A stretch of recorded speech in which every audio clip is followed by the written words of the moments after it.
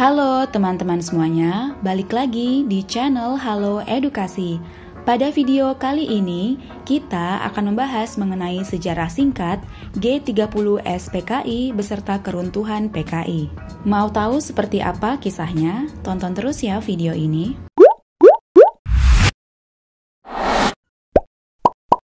Tanggal 30 September adalah sejarah penting dalam perjalanan Indonesia, yaitu tragedi berdarah yang dilakukan oleh Partai Komunis Indonesia atau PKI terhadap para jenderal TNI. Peristiwa yang dikenal dengan G30S PKI atau Gerakan 30 September itu terjadi pada malam hari tanggal 30 September hingga 1 Oktober 1965. 7 perwira tinggi militer Indonesia dibunuh dan dibuang ke lubang buaya.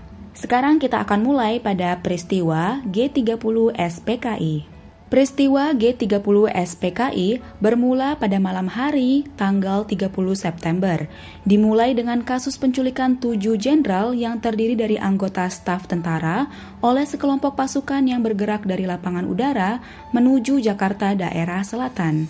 3 dari 7 jenderal tersebut diantaranya telah dibunuh di rumah mereka masing-masing, yaitu Ahmad Yani, MT Haryono, dan DI Panjaitan. Sementara itu, ketiga target lainnya yaitu Suprapto, S. Parman, dan Sutoyo ditangkap secara hidup-hidup.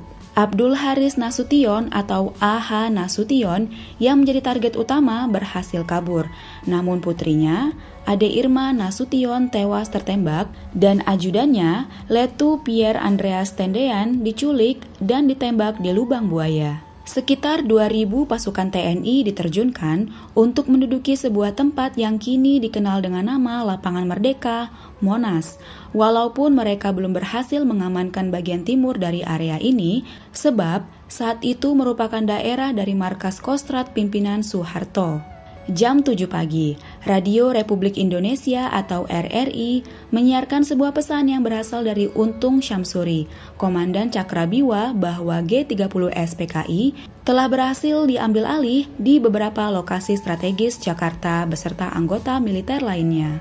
Mereka bersikeras bahwa gerakan tersebut sebenarnya didukung oleh CIA dan bertujuan untuk melengsarkan Soekarno dari posisinya. Selang beberapa saat, salah seorang tetangga memberitahu pada Soeharto tentang terjadinya aksi penembakan pada jam 5:30 pagi beserta hilangnya sejumlah jenderal yang diduga sedang diculik. Mendengar berita tersebut, Soeharto pun segera bergerak ke markas Kostrad dan menghubungi anggota Angkatan Laut, juga polisi. Gugurnya 7 jenderal TNI saat gerakan 30 September alias G30S PKI membuat Presiden pertama Republik Indonesia, Soekarno, menjadi sangat bersedih.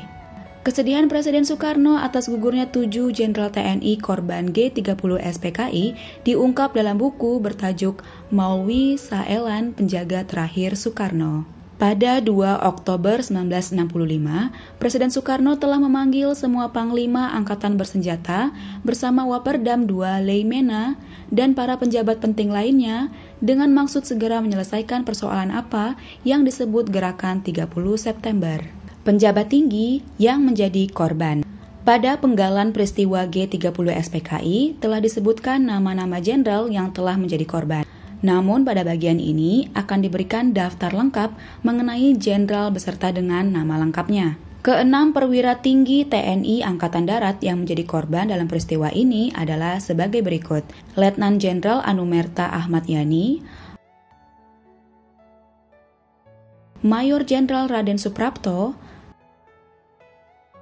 Mayor Jenderal Mas Tirto Darmo Haryono, Mayor Jenderal Siswondo Parman, Brigadir Jenderal Donald Isaac Panjaitan, Brigadir Jenderal Sutoyo Siswodiharjo.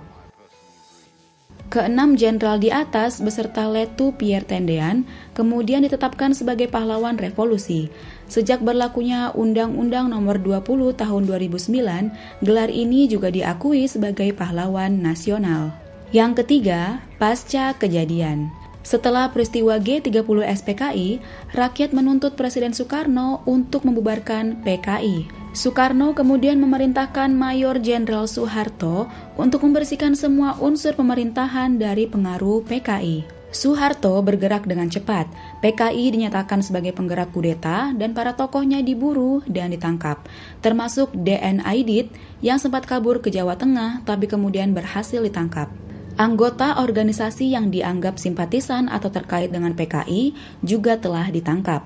Organisasi-organisasi tersebut antara lain Lekra, CGMI, Pemuda Rakyat, Barisan Tani Indonesia, Gerakan Wanita Indonesia, dan lain-lain. Berbagai kelompok masyarakat juga menghancurkan markas PKI yang ada di berbagai daerah. Mereka juga menyerang lembaga, toko, kantor, dan universitas yang dituding terkait dengan Partai Komunis Indonesia. Nah, itu dia teman-teman, sejarah singkat mengenai G30 SPKI. Lalu pasca kejadian G30 SPKI tersebut, pemerintah Indonesia langsung membubarkan PKI agar tidak mempengaruhi pemerintahan Indonesia. Wah, menarik ya kisahnya. Jika kamu memiliki opini mengenai sejarah singkat ini, silakan kalian tuliskan di kolom komentar di bawah ini ya teman-teman. Nah, sekian dulu video kali ini. Semoga bermanfaat. Jangan lupa untuk like, komen, dan juga subscribe channel Halo Edukasi. Dan jangan lupa juga untuk aktifkan lonceng notifikasi agar kalian tidak ketinggalan video terbaru dari channel Halo Edukasi. Sampai jumpa di video selanjutnya.